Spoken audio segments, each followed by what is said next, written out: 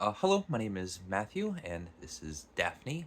And the other day, I finished reading The Lady of the Camellias by Alexander Dumas Fils. So this is Alexander Dumas' son. And the reason that I picked this up is I had several days. I had one of those dirty spells where I just found myself reading short stories by the Marquis de Sade. I was reading stories in The Crimes of Love, and I was having such a good time, but I thought it's just dangerous to spend too much time with the Marquis de Sade, however much I love him. And this is the time of year, summer, it's hot. I just love reading French literature. And I was looking at my shelves and I found The Lady of the Camellias. And I actually thought that I had read it before, but I couldn't remember anything by it. And I picked it up, and it turns out I was mistaken. I actually have not read this. And it's been on my shelf for years. I think that misapprehension is why it sat around for so long. And I have to say, I've been reading books for pleasure for more than 20 years. And that feeling that you're constantly searching for, of thrill of excitement, of reading something and going, this is the best book I've ever read. Even though that's not literally true, but that feeling of excitement is exactly what I got out of this book. I thought it was marvelous and superbly written, beautifully written. Every page, every passage, every line is just so beautiful. And I've only read The Count of Monte Cristo, and I only just read it this past. I read it last year. It's the only thing that I've read by um, Dumas the father, and it would be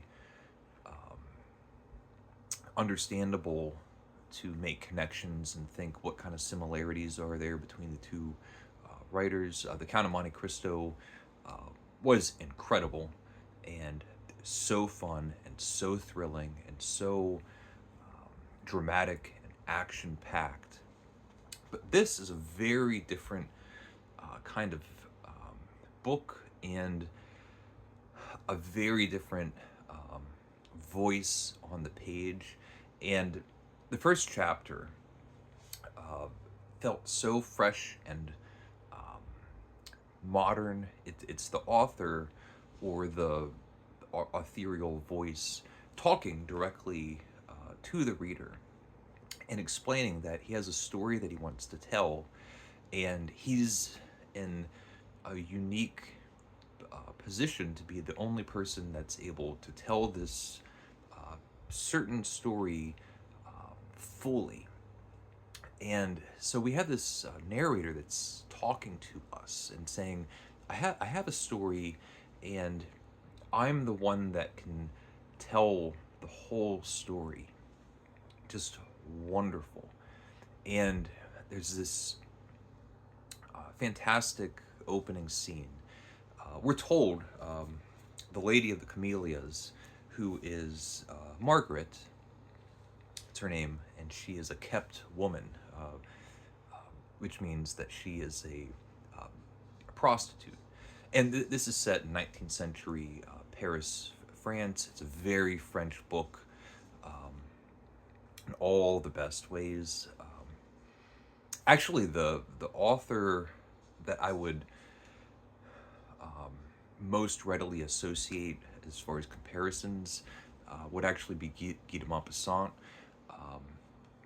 in the sense of how efficient Dumas is in telling a rich, vibrant, whole world that has a story within it, with real characters with real hearts, with real love that have real tragedy. And Margaret, at the beginning of the story, we're told straight away, but before the story that we're going to be told, we're told that she died. And our narrator is going to an estate sale. So it's her apartment, it's Margaret's apartment after her death. And there's a preview of what's going to be on sale. And it's full of socialites and upper class individuals. Margaret was, she was a prostitute, but an upper class prostitute that would be on the arms of people at the theater and balls and parties and the not a corner side prostitute, if you will. And so she has an apartment full of luxury and jewelry and beautiful silks and fabrics and interesting curios, and people are going around looking at these things. And of the day of the auction, our narrator goes, things are going up for sale, and there's a particular book, and it's this book. It's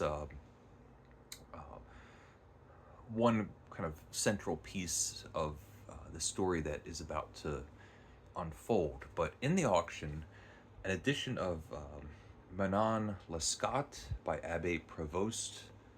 I don't know if I'm saying that correctly. I'm sure that I'm not. But an older, influential French tragic tale. And so this book is up for auction, and it has an inscription from a lover, and it's Armand. And Armand is going to be our hapless lover that we'll be introduced to. And the narrator bids on it, and bids 10 louis. I can't remember the currency, and it doesn't really matter as far as what it would actually be. Someone else bids 20, and then the author bids 30, and it goes up to 60, and finally the author bids 100, and everyone realizes, okay, he's going to have this book, and he gets it. Meanwhile, it's such a popular book, people are even kind of puzzled, because you can go to any corner bookstore, and he paid 100, and he could have gotten it for 2 or 5. So there's a mystery of why would he spend so much so much money on this little book. If you're wondering what I'm going to be reading next, here's a clue.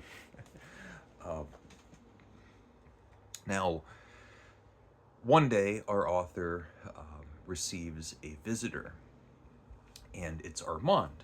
It's Armand, the hapless lover.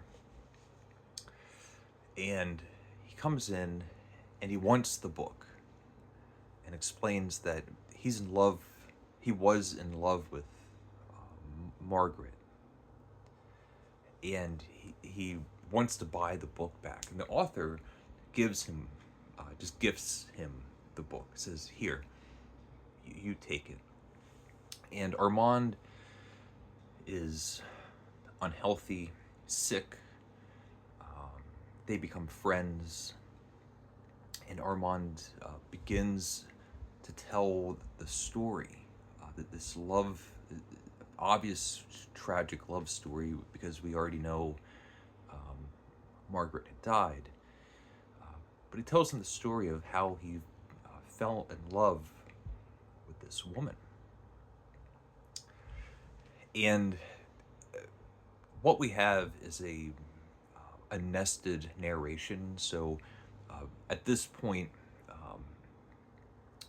nearly the whole rest of the book is going to be Armand telling the story to the author, which actually solves a really interesting dilemma that you sometimes find in first person narration, which is any sort of average kind of person that's telling a story, if it's a baker or some sort of laborer or a young kid, why is it while they're narrating, they're speaking so eloquently and articulately and sometimes beautifully and musically and poetically? And here we have a really rock solid answer to that, which is we have someone telling the story to a brilliant writer who is retelling the story. So the answer of, well, why would it sound so beautiful? And it's because it's coming from the mind of a writer that can write beautifully, which I love. And so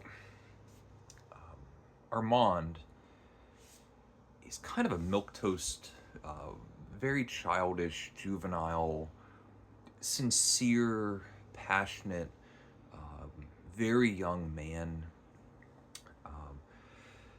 who has just a very brief encounter at the theater with Margaret. He sees her in the theater box. He's there with a friend, Gaston, and they get invited up to the box, and Margaret kind of makes fun of him because he's being awkward, and he becomes obsessed. He just thinks she's the most beautiful woman that he's ever met. And the interaction doesn't go well. And in fact, another 2 years go by before they have another interaction. And in that time, this young, kept woman, Margaret, prostitute, but also a young socialite, is constantly going to balls and theaters and having drinks and long nights, and she's consumptive and sick, coughs up blood, is pale, looks unwell, and knows that she's going to die, believes that she's going to die, to such an extent that this destructive lifestyle is nothing more than an accelerant. So she knows that she's going to just die in a few years and thinks to herself, I am going to enjoy the last few years of my life instead of any sort of rehabilitation or recovery or stepping away from the excesses of the life that she is living. She's going all in. And Armand is actually creepily following her, learns where she lives. It is probably stalking is the most appropriate term. He knows where she lives, and he's following her around and keeping an eye on her. And one day there's a clandestine moment where they finally reunite. It's after a theater. He's there with Gaston. Margaret is with her friend and kind of chambermaid. And they all get together, and they're having drinks, and they're having supper, and they're having fun. Margaret starts coughing up blood and retires to her dressing room. And Armand follows her in and is showing genuine concern. And Margaret felt like she'd never met anyone that was actually able to show any concern for her. She really felt like the people that she entertained were concerned with themselves, for their enjoyment. She was this accessory, and Armand gave her a feeling that he really cared for her. And immediately he just pours his heart out and is effusive and exposes all of the weird things that he has been doing, following her around and going to her apartment every single day for 2 years and checking on her. Um, and he says, like, I love you, and I want to have a life with you and have a romance with you and to have a loving relationship. And quickly, but also believably, um, they unite a romance, like a spark, and agree. Now, Margaret is very clear with him that she has other lovers, she has people that she gets money from, she has huge debts, and requires to live this extravagant lifestyle, and these other lovers that she have are allowing her this lifestyle.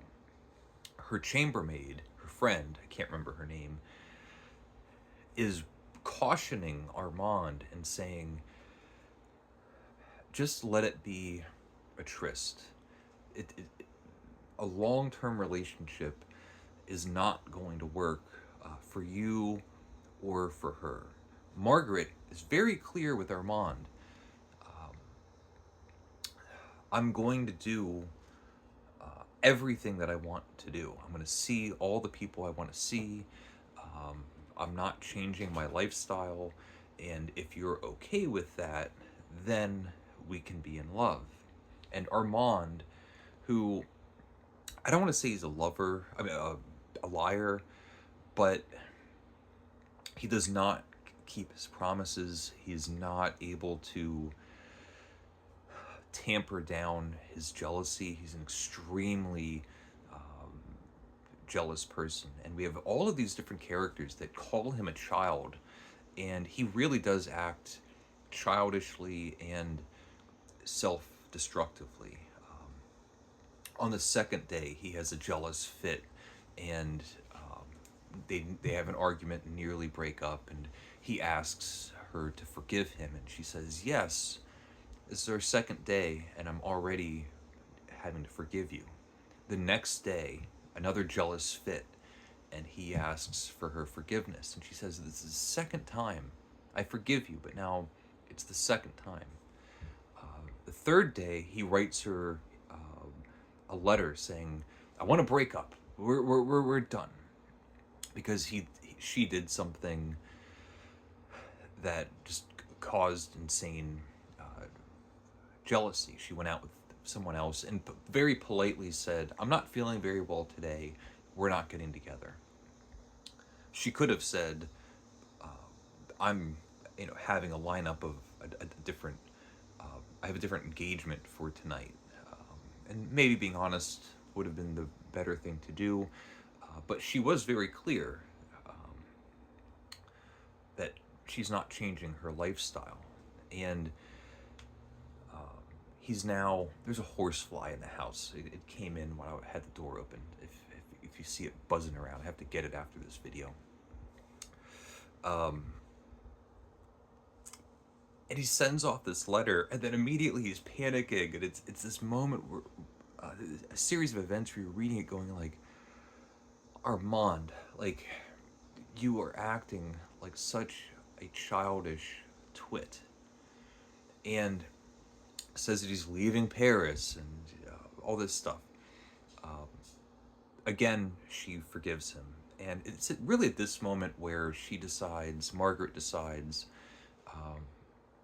that she does really, truly want a change of lifestyle.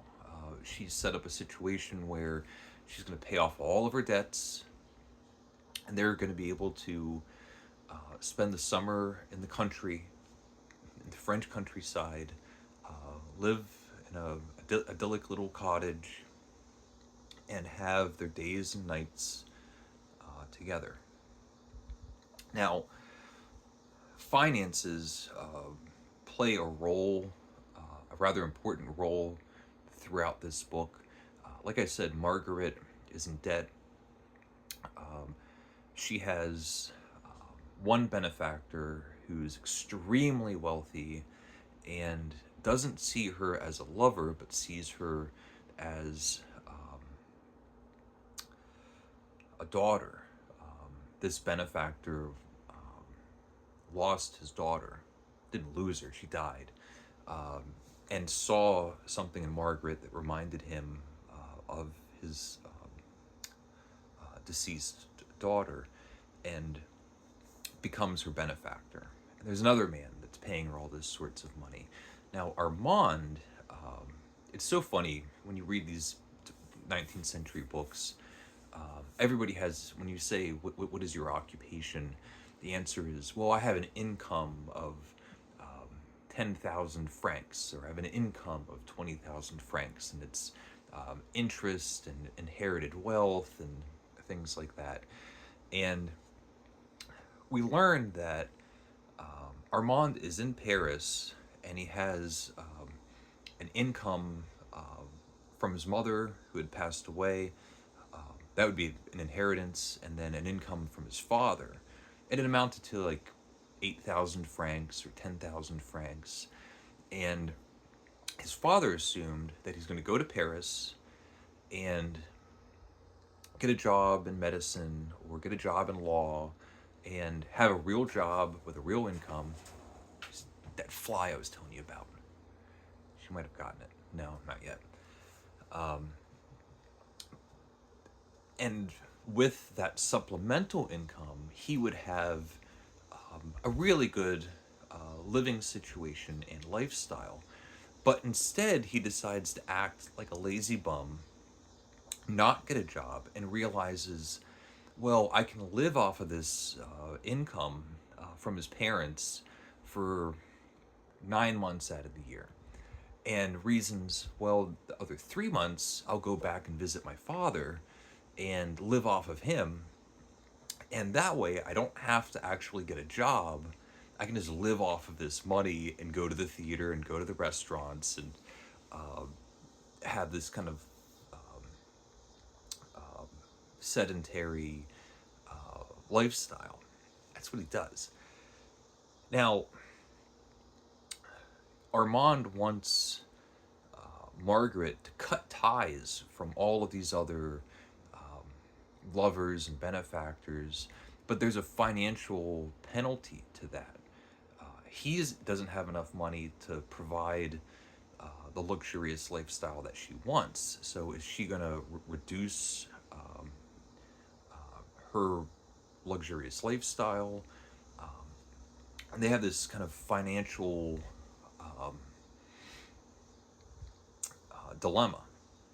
And it's hilarious to me that when they're talking and trying to figure out, well, how on earth are we going to get this certain amount of money? How on earth do we pay off this debt? And it's not supposed to be funny in the book, but when I read it and realize the idea of getting a job isn't even on the table as an option. Like, they talk about all these different things, all these different ways that they could maybe come up with this money.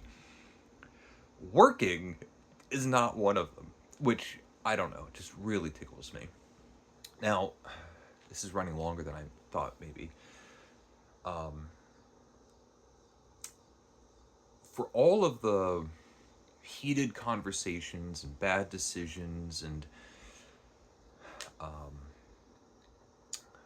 discussions that are having in this book, what I found, one of the many things I found so impressive was the substantive logic behind the reasoning. So you did this, and these are the reasons why you shouldn't have done it. You did this, and these are the reasons why you should do it. And there's nearly these like philosophical dialogues where you really understand the motivations and thought processes of not only of the characters, but the genuine care that other characters have for the future of these young lovers. We get to a point where the father realizes that his son is in Paris openly in a relationship with a prostitute, and they have a discussion, and the father essentially says, like, you have to cut this off. If you want a mistress, okay, but an open relationship is ruining my good name, and I can't accept that. And I'm reading it thinking, okay, I understand this story beat. And it's the next day or whatever, a day or two, he has another conversation with his father, and his father reconsiders, thought about it, and said, you know what, I was being too extreme. And it moved on, and I thought, like, what a genuinely human moment. Now, all of this is, of course, kind of barreling along to this climax where we know Margaret is going to die. She was dead before we started the story. And the whole of the book, but the ending, so beautiful and so tragic. It really read like a cautionary fairy tale. I mean, these are young, idealistic, irresponsible, star-crossed lovers that had just like a fever pitch moment of joy and happiness, and I just loved it. Now, Alexander Dumas, the father, was an extremely prolific writer with works that are still available, widely available in the English market, in English translation. I was so impressed with this book, and then so disappointed because I started doing some research, and I think this might be the only widely available published English translation from his very large, wide body of work. He was, I don't want to say more, but he was a prolific writer like his father. And I would love to read more by Dumas Fils. Like I mentioned at the very beginning, tonight, later today, I'm going to start reading Manon Lescaut by Abby Prevost. So let me know if you've read The Lady of the Camellias. By the way, it's called that because she would wear these camellias when she was out on the town. So, or let me know if you've read this. And thank you for watching. Please leave a comment if you would like. Thank you, and take care. Bye.